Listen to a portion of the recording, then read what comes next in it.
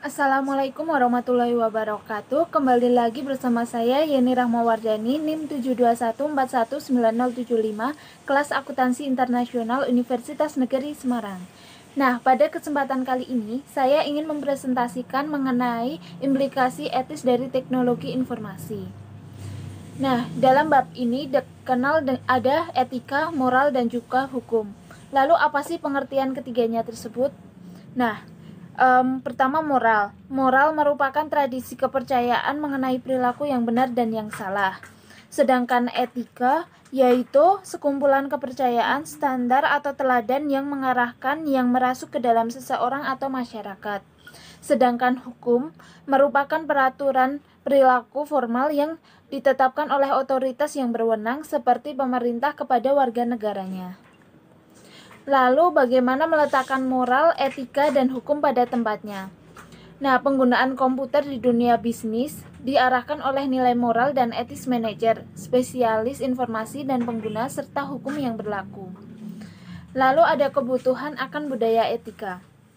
Keterkaitan antara CIO dengan perusahaannya merupakan dasar untuk budaya etika.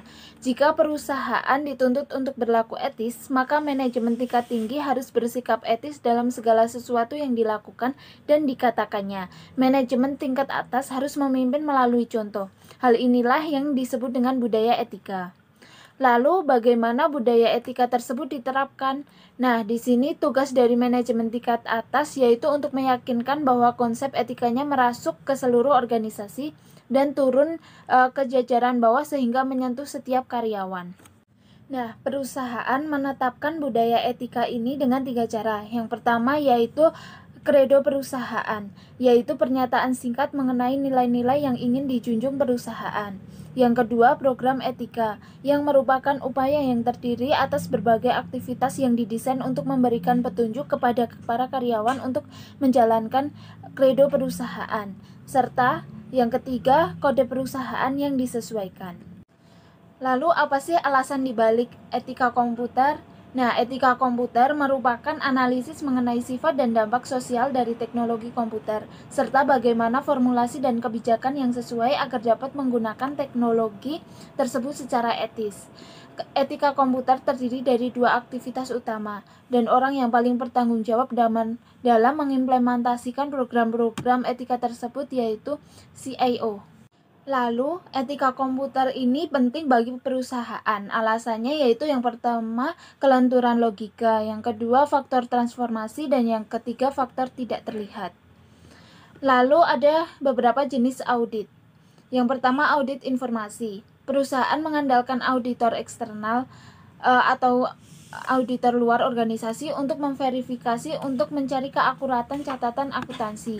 Perusahaan-perusahaan yang lebih besar memiliki staf tersendiri yang berfungsi sebagai auditor internal yang melaksanakan analisis yang sama seperti auditor eksternal, namun memiliki tanggung jawab yang lebih luas.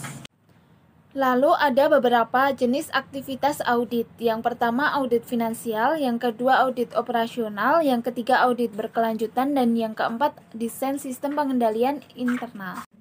Selanjutnya ada kode etik.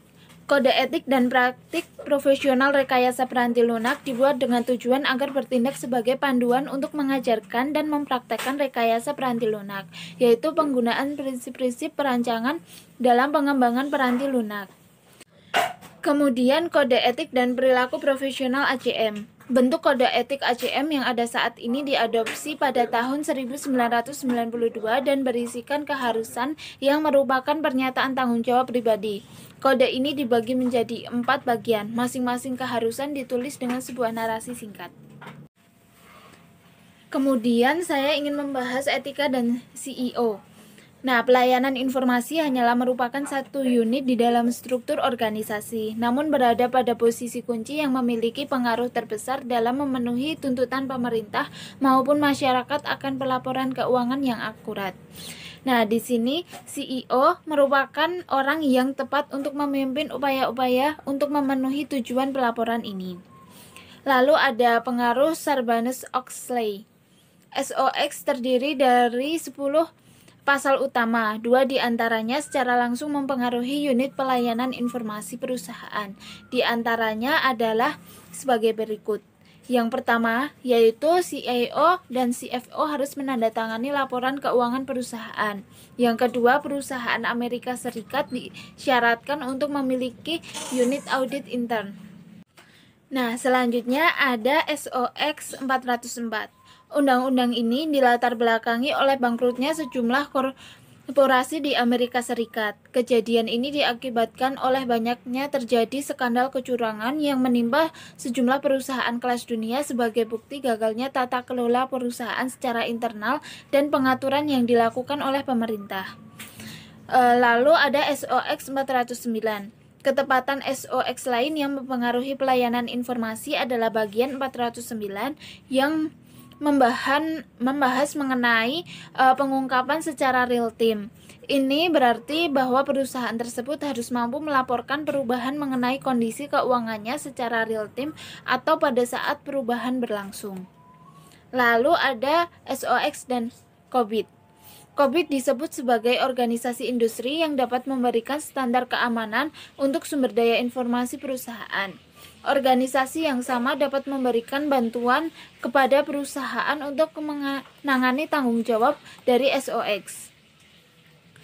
Nah, mungkin cukup sekian presentasi dari saya.